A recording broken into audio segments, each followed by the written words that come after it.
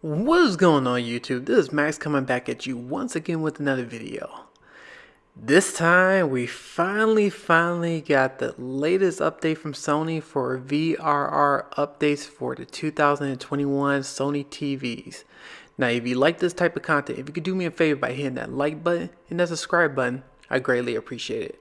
So if you look at your screen right now, look at my screen, you can see that they came out with version V6.5660, where Sony adds support for variable refresh rate feature, except for the X80J, X80CJ, and X7079J. So except for those TV, all other Sony 2021 TVs have the variable refresh rate for the version 6.5660.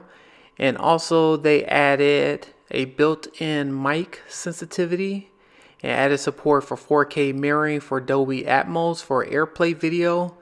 They also improved audio output switching and quick settings. And they also improved general performance for the TV. So this is great news. This is exactly what we've been waiting for it'll be pretty much almost a year since Sony promised this latest feature. So what I went ahead and did is updated the latest firmware update on this TV. You can see on my screen that I'm currently doing it as we speak. And once you go ahead and finish the latest update, the TV will turn on and turn back on and it's greeted with the latest updates.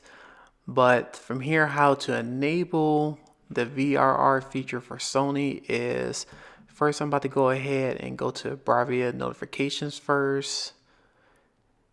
And once you update it, you're greeted with set up VRR, variable refresh rate. And so, which I think is pretty neat. So I went ahead and selected setup. Once you go ahead and hit setup, you know, for Sony TVs for 2021, we only have HDMI 2.1 for HDMI 3 and HDMI 4. So that's one thing they show you through the setup, which is pretty easy and self-explanatory. Once you go ahead and select next, the next thing is it's going to take you to the HDMI signal format. So I went ahead and dropped to the HDMI 3. And you can see where it says eARC and ARC, or you can use HDMI 4. So right now we have 4 selections. So you got standard, enhanced, Dolby Vision, enhanced, and then now you got the enhanced version with the VRR. Now looking at the HDMI signal format for HDMI 3 and 4, one thing I could say is it's great that Sony did an awesome job with implementing the enhanced format for VRR. However, I don't want to be a person that want to be negative. I wish they would merge all these selections. One thing that it drives me nuts is I have to constantly go into the HDMI signal and switch it between enhanced Dolby Vision or enhanced VRR or enhanced format. It's great, and like I said, I'm not complaining, but if you have a dedicated home theater system like myself, which I have it located in another room, well, in the basement, then this will become an issue because I will have to constantly switch the HDMI signal format on the TV for my AVR, and then everything that's connected to my AVR will have to switch the signal. So that part could be very cumbersome for people who wish everything was just in one single selection, said going to multiple selections. But like I said, I'm happy. I'm not complaining at all.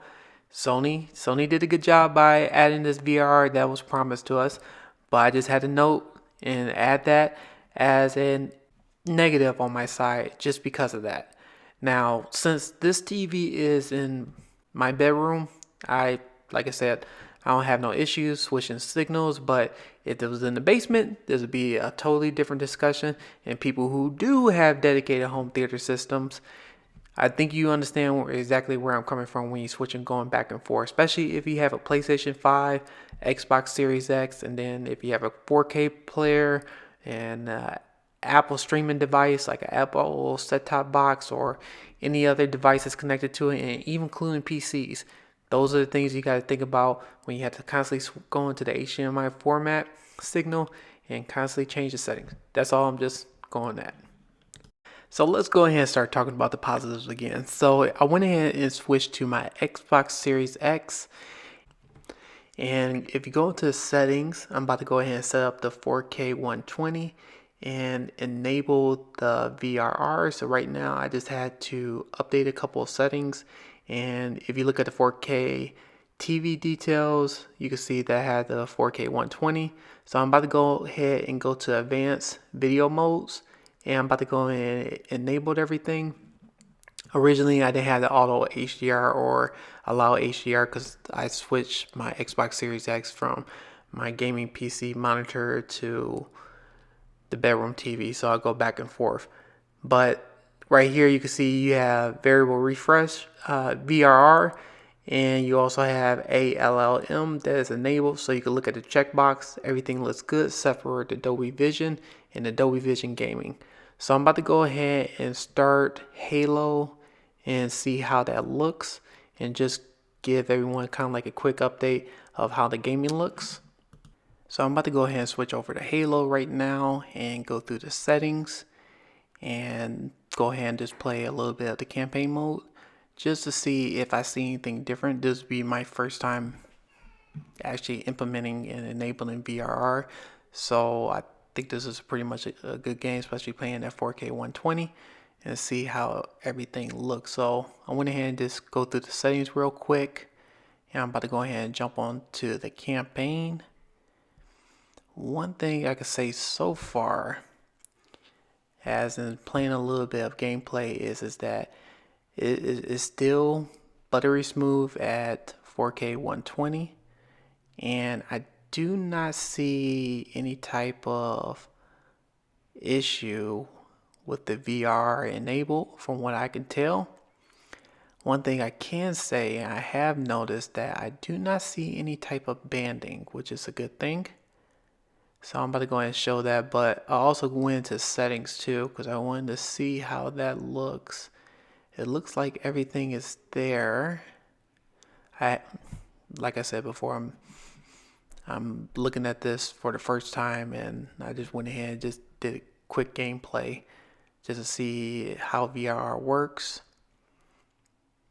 But just like how I mentioned before, when I start the game and starting to look at the sky, I don't see any banding, which I had issues before previously when I was playing Halo, Call of Duty, and Destiny. I was like looking at the sky, you could tell by the color banding. I'm about to go ahead and switch into Destiny and play the latest Destiny 2 update. So I'm about to go ahead and switch over and play a little bit of Crucible just to see if I see color banding, HDR color banding. So you can see right here I have the 120 enabled. I'm about to go ahead and switch to the Crucible. And right here I just jumped to a couple scenes. I can see right here on my monitor I do not see any type of banding, which is very, very good. It looked like Sony fixed that. So this is just a quick test. Gameplay looks smooth. I am playing at 4K 120 with VRR enabled, and so far so good. Like, I haven't took a deep dive on testing this, so I just want to make everyone aware of that. But if you like this type of content, if you could do me a favor by hitting that like button and that subscribe button, I greatly appreciate it. And comment and let me know what you guys would like to see in the next video, as in the latest update of Sony VRR. Would you like me to play any type of games, or do you have any questions about it? Would you like to see anything new for the next video? Just let me know. And I want to say thanks again for watching my video. Until next time, I'll see you on the next one. Take care.